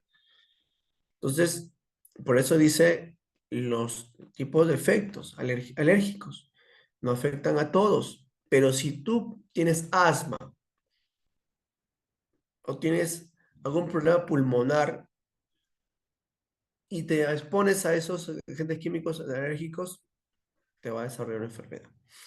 Asfixiantes, capaces de impedir la llegada de oxígeno a los tejidos. Podemos mencionar el dióxido de carbono, los gases nobles, como el nitrógeno, monóxido de carbono, ácido cianhídrico. El dióxido de carbono, que es uno de los más comunes, ¿no? Productos de dermatosis. Las personas de recursos generales que no utilizan guantes, ¿no? Independientemente de que puedan ejercer otros efectos tóxicos sobre el organismo, en contacto con la piel originan cambios en la misma, a través de diferentes formas. Irritación primaria, sensibilización alérgica y fotosensibilización. Vamos a pasar. ¿Cómo se identifica un contaminante? Contenido informativo de la etiqueta. Por eso tenemos que ver siempre, no solamente hay que decir, yo voy a evaluar los sitios, sino también las herramientas que utilizan las personas. ¿Tiene ese veneno o ese ambientador, tiene un contenido informativo que dice de repente tóxico? ¿Contiene esa información ficha de datos de seguridad? Eso es lo que se tiene que preguntar. Por eso cuando ustedes compran algún ambientador o algún tipo de, esto es un mensaje de concientización también. A veces compramos ambientadores baratos, el que los encuentras por 5 soles, 10 soles, y dices, voy a poner en mi baño, porque huele rico, ¿no? Y como no quiero gastar mucho, ¿no? No quiero gastar mucho, ¿qué hago? Me compro lo más barato. Pero ¿te has preguntado si esa etiqueta, la etiqueta de ese químico, tiene una etiqueta informativa? Te dice que es segura, pero compáralo con otro, donde sí tiene una etiqueta y esa etiqueta te dice no daña la capa de ozono. ¿Qué te dice? De repente colocar de cierta forma, te da una indicación, un orden, cómo utilizar ese químico. Tiene un registro de seguridad. Entonces eso es bueno, ¿no? Tenemos que vigilar eso. Vemos acá la exposición a agente químico. Miren, vemos aquí esta persona que ha tenido lo más probable exposición, ¿no? Y miren cómo ha quedado su cintura. Enrojecida, dermatitis. Vías de ingreso de los agentes químicos al organismo humano. Tenemos vías respiratorias, la más rápida, dérmica, digestiva, y lo que es la vía parenteral. La más rápida es la vía respiratoria. La dérmica es la que le continúa y la digestiva es a través de la boca. Puedes de repente confundirte por eso en tu casa o en el trabajo, si hay algún elemento químico que es altamente tóxico, tiene que estar bien rotulado, bien colocado en un lugar aislado. Por eso vemos siempre el caso de los niños, ¿no? Que a veces tú dejas el veneno para moscas, para ratas o para otro tipo, y lo dejas en una botella de gaseosa. Y el niño lo toma. Lo mismo puede pasar en un trabajador. No lo puede tomar, pero puede confundirse y decir, de repente esto es agua o esto es alcohol. Destapa. ¿Y qué hace la persona cuando va a destapar? No lo prueba. ¿Qué hace? Va a ver qué olor tiene. Hay gente que sea formol. Y la persona dice, a ver, ¿qué es esto que está acá? No está rotulado. A ver, vamos al trabajador. ¿Qué es esto? Va a oler formol. ¿Qué le va a ocasionar el formol? Puede haber una alteración, ¿no? Sensorial, de estado de conciencia. no estuvo rotulado. ¿No? En último de los casos, hasta lo puede tomar. ¿No? Es agua, ¿no? Y está en una botella de San Luis todavía, un problema. Y la vía parenteral ya por penetración directa de un contaminante en un organismo a través de una herida. Entonces, una herida, a veces a las heridas pequeñas decimos, no, es una herida pequeña, no, no pasa nada. Pero no sabemos si ese trabajador, me pasó un caso de un trabajador que se hizo un corte bien pequeño, un rasguño, y continuó trabajando. Trabajaba en servicios generales, no utilizaba guantes, ¿no? Fue ya descuido de él, fue una actividad insegura, y le cae en contacto con lejía. Esa herida de lo que era pequeña se hizo como un agujero. Sufrió una quemadura esa herida. Tienen el daño que se le ha ocasionado por una simple herida, pero entrando en contacto con un químico. Contaminantes químicos, vías de ingresos, tenemos cuatro vías posibles: respiratoria, dérmica, digestiva y parenteral, ¿no? Que es lo que comúnmente suele ver la respiratoria, que era más rápido, ¿no? Vías de ingreso respiratorias, sabemos constituye la principal vía de ingreso de contaminantes químicos. La dérmica, superficie total de piel expuesta, estado de la piel y características de la propia sustancia, ¿no? Te cae ácido muriático en las manos, va a irritar tu piel. Te cae lejía, ¿no? Eso es un daño. Y las vías de ingreso tenemos también la digestiva. Ya es aquí cuando ya pues vas a consumir, ¿no? A veces los alimentos que consumes también están contaminados. Y lo más común, también tenemos lo que es beber o fumar en puestos de trabajo. Por eso siempre se debe poner un aviso: prohibido fumar en zonas públicas, ¿no? Y lo otro es que si trabajas en servicios generales o entraste en contacto con algún agente químico y no te lavaste las manos adecuadamente, vas a comer tu manzana, tu mandarina, tu plátano o tu presa de pollo, lo agarras, lo consumes, lo comes, ¿qué va a pasar? Va a ingresar el agente químico por la vía digestiva. Poco probable, pero llega a ocurrir. Y vemos acá la parenteral. Por ejemplo, esta persona ha sufrido un corte en la mano. Ha sido, lo más probable, ha sido punzocortante.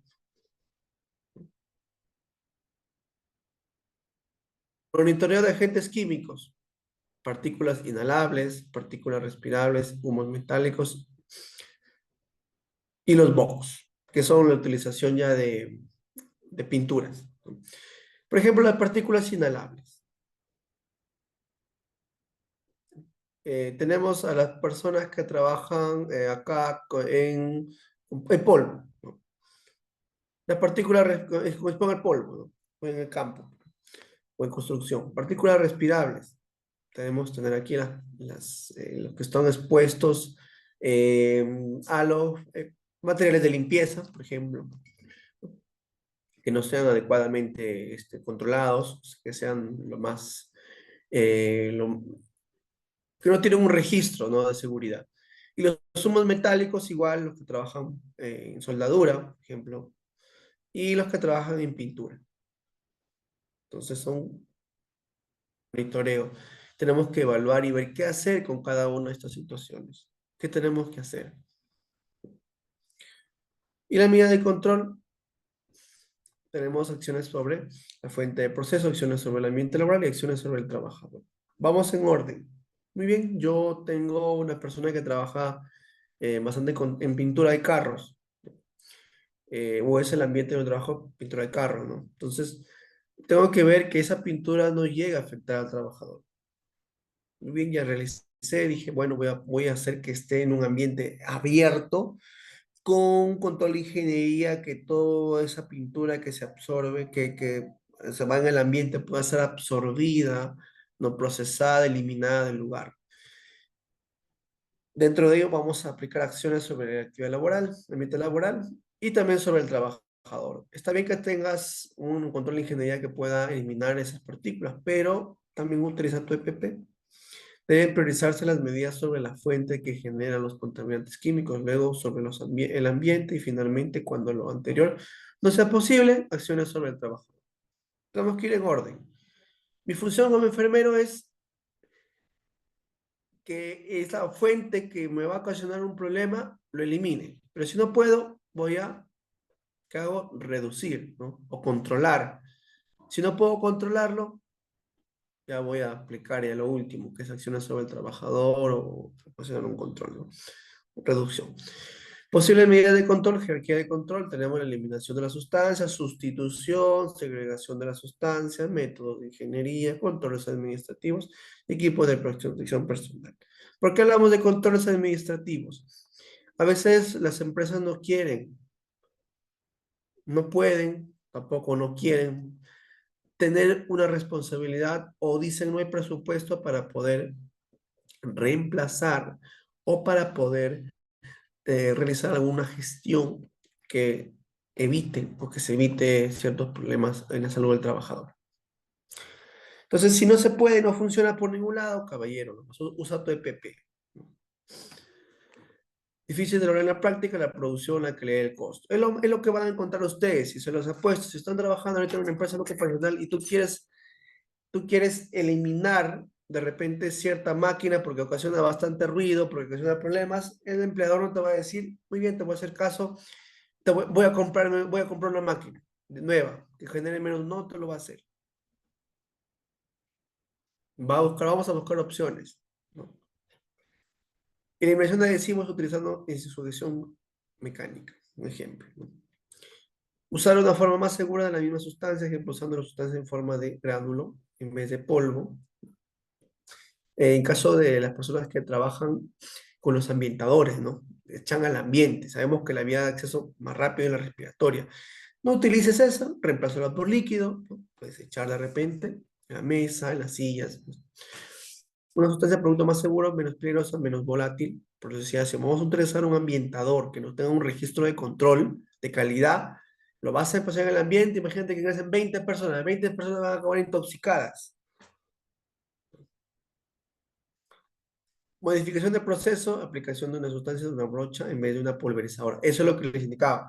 Si tú trabajas de repente en pintura o has trabajado o trabajas en una empresa de pintura, muy bien, es cierto que la pulverizadora es mucho mejor, es cierto. Pero si de repente en algunas situaciones no es necesario utilizar una pulverizadora, puede usar una brocha. La brocha no se va a expandir por todo el ambiente.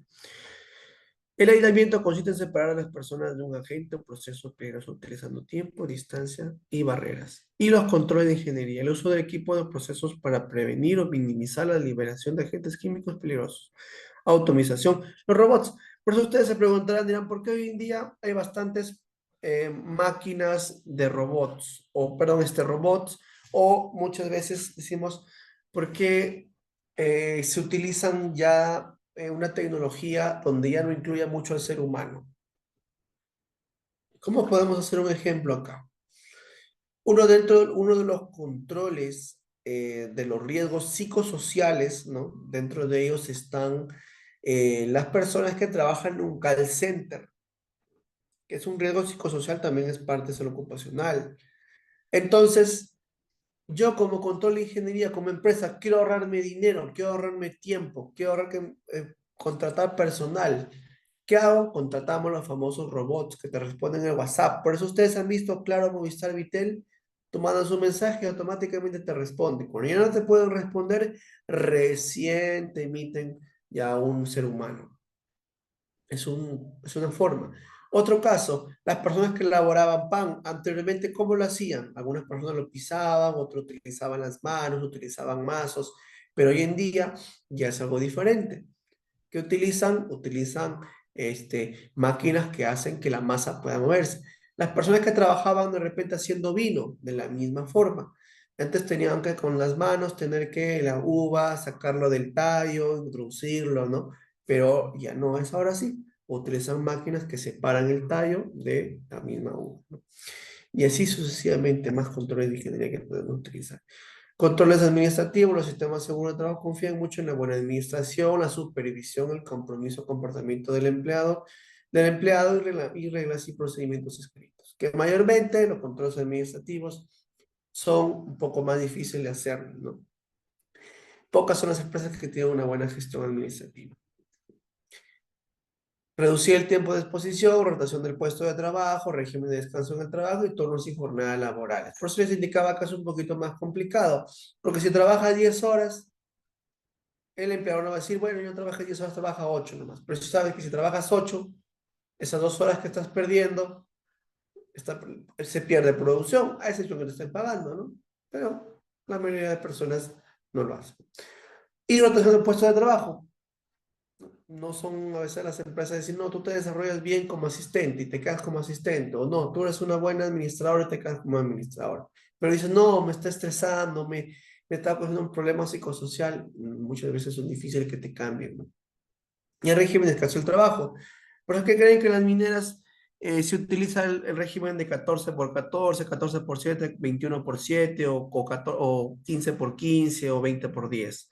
Porque están aislados de la familia, están en campamentos. Imagínense ustedes que estén lejos de su familia encerrados en un campamento por 2 meses. ¿Cómo vas a llegar a tu casa? ¿Feliz? Vas a llegar estresado, no estresada. Entonces siempre utilizan ese régimen, ¿no? De tiempo, ¿no? Entrenamiento de instrucción, disminución del tiempo de exposición y protección personal. Ya sabemos, entrenamiento, hay que capacitar al personal, como les decía. Si el trabajador está enfermo y tú necesitas, no puedes despedirlo, ¿no? Ni debes tampoco, por último. Muy bien, pasa a la otra área, pero capacítalo. Por eso les pone el ejemplo de este cocinero, ¿no? Que era un chef. Mientras se recuperaba, estaba sirviendo, ordenando las mesas, ¿no? Entonces, capacitamos, ¿no? Para que esta persona, ¿no? Sino también no solamente si que la persona se desarrolle bien en su área, siempre es bueno hacer recordar todos los días. Por eso hacemos siempre, antes de una obra, cuando vamos a iniciar, ¿qué hacemos? Las 5 minutos, ¿no? ¿Qué hacemos en los 5 minutos? Todos los días repetimos los mismos. Usa tu equipo de protección personal, usa tu equipo de protección personal. No hagas esto, no hagas lo otro, ¿no? Hay empresas que ponen como radios en cada ambiente bien despacito y mencionan todas las medidas de bioseguridad del lugar, de seguridad, perdón. Disminución del tiempo de exposición, reducir las horas de exposición directa mediante turnos o cambios de puesto de trabajo durante la jornada. Protección personal, sabemos los EPPs, eso está de más decirlo, claro, ¿no? El equipo de protección se debe emplear cuando no es posible o cuando no han sido eficaces las medidas sobre la fuente o sobre el medio ambiente. Por ejemplo, vemos aquí esta imagen. Miren a este trabajador. Está en un lugar cerrado, no tiene otro tal vez, pero hay iluminación, miren. Entonces hay un lugar por donde pueda salir, pero no puede hacer más. De repente la empresa ya no tiene más presupuesto. ¿Qué hacemos? Usa EPPs. Acciones de vigilancia de salud pueden ser requeridas cuando hay una enfermedad reconocida relacionada con el trabajo. Acá, el caso de la señora que estábamos comentando, puede ser requerida cuando hay una enfermedad reconocible relacionada con el trabajo. Esa persona tiene dificultad para respirar, voy a vigilar. ¿Qué es lo que está pasando? Probablemente esa enfermedad o condición pudiese ocurrir bajo condiciones de trabajo. Hay disponibles técnicas válidas para la detección temprana. Muy bien. Realmente esto que ustedes han visto ha sido parte también de la higiene ocupacional, la higiene industrial. Y bueno, si tuvieran aquí alguna pregunta, algún aporte hasta acá, sería interesante que lo puedan decir, podamos comentar. Realmente esto es parte ya de lo que es la higiene industrial, ¿no? O sea, quería complementar de manera general lo que es este tema, ¿no? Entonces, no sé si ustedes eh, tienen alguna pregunta.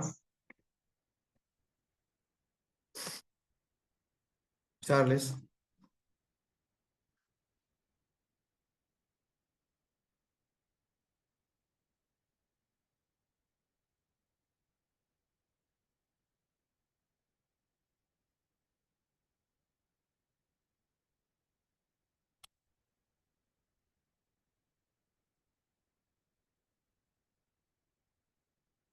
¿Nadie tiene alguna pregunta, alguna duda, algo por ahí? Realmente, si es que hemos estudiado ya lo que es ya el tema de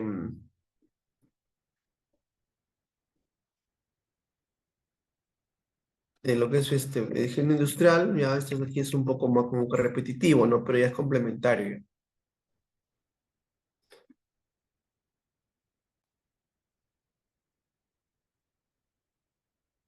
Bueno, una pregunta, algo por aquí quieran aclarar, de repente alguna duda. ¿Está todo claro? Bueno, espero que haya sido así. El mundo de la salud ocupacional es bien extenso y a veces repetitivo, pero ya con la experiencia a veces ya nos es más fácil. De repente ustedes no me han entendido bien, no han comprendido algunas cosas.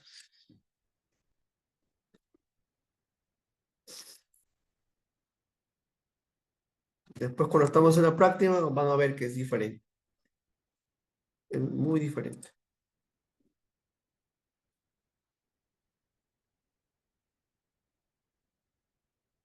Bien, creo que no hay más preguntas, me parece. A ver, alguna pregunta por acá en el chat.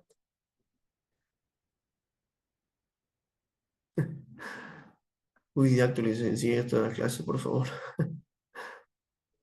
Bueno, no depende de mí ya.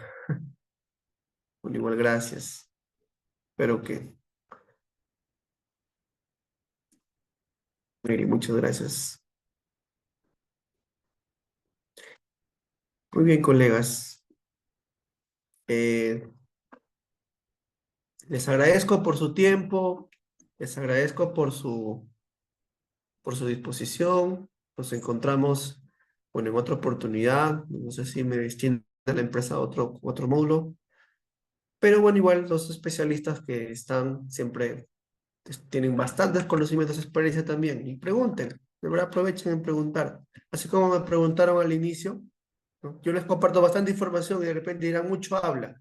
Pero es porque tenemos bastante información, experiencia en los temas, entonces es como que tenemos que llegar a una sola cosa y lo deslizamos a una, a otra, porque en realidad el salud ocupacional va relacionado a muchas cosas, a muchas cosas.